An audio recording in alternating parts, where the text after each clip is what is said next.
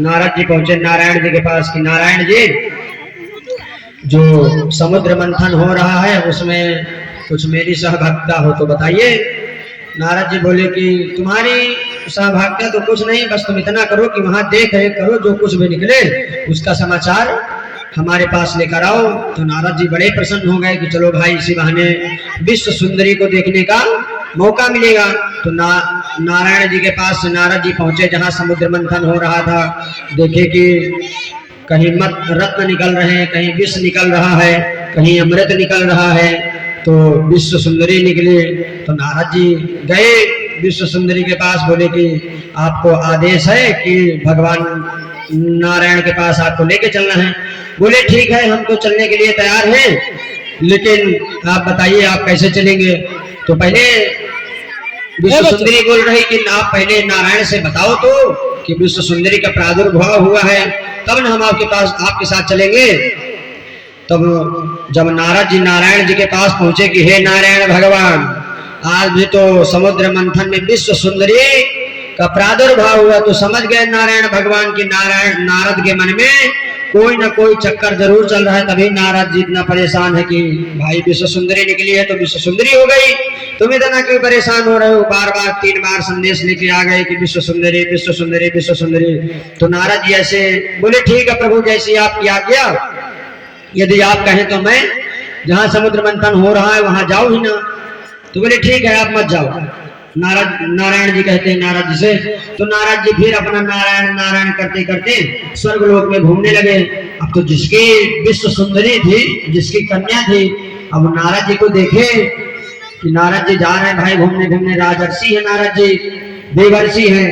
तो बोले, अब कन्या की माता बोली, अरे पंडित जी कहाँ जा रहे हैं, थोड़ा हमारे पुत्री का हाथ देख लीजिए। तो जैसे ही नारद जी घर के अंदर प्रवेश किए तो बहुत एकदम अद्भुत आश्चर्यजनक हो गए। बोले, अभी जिस कन्या को मैं समुद्र मंथन में देख के आ रहा हूँ वही कन्या इस माता जी के घर में है। बोले चलो कोई बात नहीं, जो भी कन्या हो उसका हाथ ही देखना है। अब नारद जी का मोह भंग इस प्रकार हुआ कि नारद जी को कुछ समझ में ही ना आए कि नारद जी करें क्या। अब जैसे नारद जी उस कन्या का हाथ देखने लगे तो उसके रूप रंग को देखने लगे, उसका नाक कैसा है, उसका कान कैसा है, उसके चरित्र कैसा है। अब नारद जी हाथ में कम ध्यान दें, उसके नाक नक्शे में ज्यादा ध्यान देने लगे। तो नारद जी बड़े परेशान। तो उस विश्व सुंदरी का स्वयंवर होना था। तो जब कहा गया कि भाई इस लड़की का, इस विश्व सुंदरी का स्वयंवर होना चाहिए, बताओ कैसे किया जाए। तो सभी, जैसे हम लोग सभी क्षेत्रवासी आपस में एक दूसरे से सलाह करते हैं कि भाई कन्या का विवाह करना है, कैसे किया जाए, कहाँ किया जाए, कब किया जाए। तो इसी प्रकार उनकी कन्या की जो विश्व सुंदरी की माता जी थी वो पहुंची भगवान नारायण के पास की। बोले, हे नारायण जी, आप ही हमारे जीवन की डोर है, आप ही हमारे मझधार है।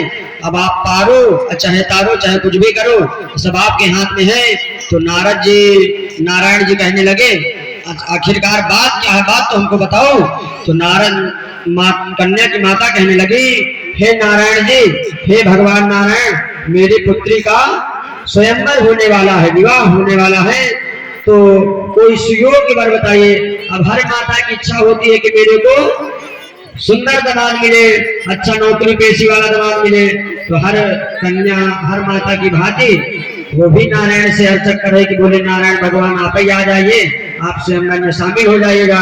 उधर से घूमते घूमते इधर नारद जी हाथ दे करके नारद जी भी पहुंचे नारायण के पास। बोले, हे नारायण, मुझे तो अब विवाह करना है। देखिए, संत चाहे कोई भी हो, संत को कभी भी विवाह पार्टी में नहीं जाना चाहिए, क्योंकि यदि वो विवाह पार्टी में जाएंगे तो उनका भी विवाह करने का मन करेगा। इसलिए कोई कितना भी संत हो, कोई कितना भी बड़ा शिष्य हो, कैसा भी हो, लेकिन किसी भी विवाह में, कितना भी बड़ा शिष्य हो, कोई भी हो, लेकिन किसी के विवाह में किसी भी संत को नहीं जाना चाहिए। इसलिए नारद जी हम लोगों को यही सीख दे रहे हैं कि भैया, जिस प्रकार मैं इस विवाह के जंजाल में फंस रहा हूँ, कहीं आप भी मत फंस जाइएगा, सभी संतों से कह रहे हैं। तो सभी संतों को ये सीख मिल रही है कि नारद जी द्वारा कि आज के बाद कभी भी, कैसा भी कोई भी शिष्य हो, मैं कभी किसी के विवाह में नहीं जाऊंगा। इसलिए नारद जी अब धीरे धीरे नारायण नारायण करते पहुंचे किसके पास? नारायण के पास। कि नारायण भगवान अब कुछ भी करिए, अब बिना विवाह के रहा नहीं जाता है। तरह तरह की बातें भगवान नारायण को बताने लगे। मैं बूढ़ा हो जाऊंगा तो मुझे खाना बना करके कौन खिलाएगा? मैं बूढ़ा हो गया तो मेरे को स्नान कौन कराएगा? मैं बूढ़ा हो गया तो मेरे वस्त्र कौन धोएगा? अनेक प्रकार की तरह तरह की बातें जिसके बताने लगे नारायण को। अब नारायण समझ गए कि नारायण बिना विवाह करे मानेंगे नहीं। तो नारायण भगवान भी सांत्वना देते हैं नारद जी से कि नारद जी तुम परेशान मत हो, आपको जरूर से जरूर उस कन्या से आपका विवाह हम करवाएंगे। अब नारायण जी भला किसी भी भक्त का अनहित कैसे कर सकते हैं? अनहित तो करेंगे नहीं। अब नारद जी दिन भर नारायण नारायण कीर्तन करते हैं तो नारद जी का अनहित तो नारायण जी चाहेंगे नहीं। बोले चाहेंगे तो नहीं भाई, लेकिन नहीं कहा जा सकता शायद नारद जी का विवाह करा दे हम धोखे से। नारायण जी बोले ऐसा हो ही नहीं सकता कि सब लोग आपस में बात कर रहे हैं, ब्रह्मा जी बात कर रहे हैं, शंकर जी बात कर रहे हैं। ये तो बोले भाई बड़ी विडंबना हो जाएगी यदि नारद जी ही विवाह कर लिए तो और सभी संतों का क्या होगा? इसी प्रकार तो पूरे संत परंपरा लुप्त हो जाएगी। यदि संत ही यदि विवाह करने लगे तो संत बचेगा कौन? तो इसी प्रकार शास्त्र में कहते शाक्त पाखंड निरतः विरक्तो सपरिग्रह गेन कारेण देवेन महादेवेन सन्निधौ।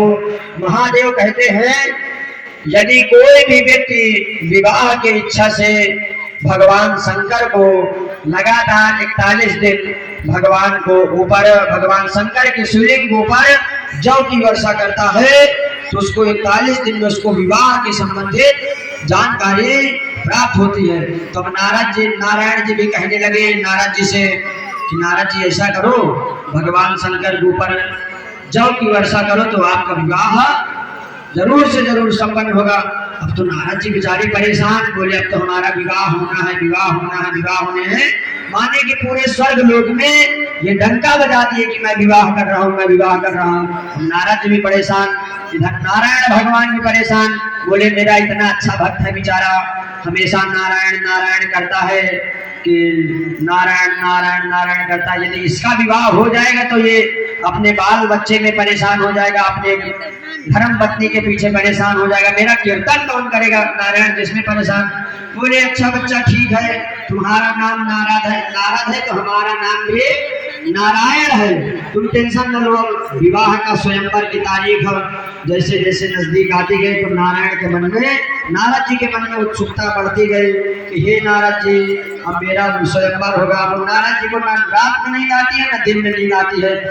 नारायण जी सोचते हैं ठीक है बच्चा तुम भी मत सो, हम भी देखते हैं तुम कैसे विवाह करते हो।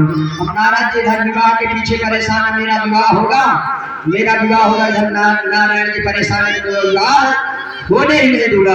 अब जैसे ही नारद जी पहुंचे कि भाई मैं तो 40-45 साल का हो गया हूँ, कुछ क्रीम पाउडर विष्णु पाउडर इत्यादि दे दीजिए तो मैं उसको लगा दे तो मैं सुंदर दिखने लगूं। तो नारायण जी कहते तुमको ऐसा विष्णु पाउडर देंगे, तुमको ऐसा विष्णु पाउडर देंगे कि तुम्हारा विवाह संपन्न होकर ही रहेगा। अब नारायण जी क्यों कहने लगे भाई विवाह संपन्न हो? अभी तक तो नारायण जी कह रहे थे विवाह होने नहीं दूंगा। तो नारायण के मन में एक उपाय सूझ रहा था। क्या उपाय सूझ रहा था? कि नारद को बंदर का बना देते हैं। जैसे ही बंदर का बोले ठीक भाई, नारायण के मन में विचार चल रहा था कि हम नारद को बंदर बना देंगे तो इस विश्व सुंदरी से हमारा विवाह हो जाएगा, नारद का मजाक हो जाएगा। हम नारायण को भी देखिए वो अपने ही विवाह के पीछे पड़ जाएंगे, नारद की छोड़ करके अपने विवाह के पीछे पड़े। तो नारायण जी भी कम नहीं है हमारे।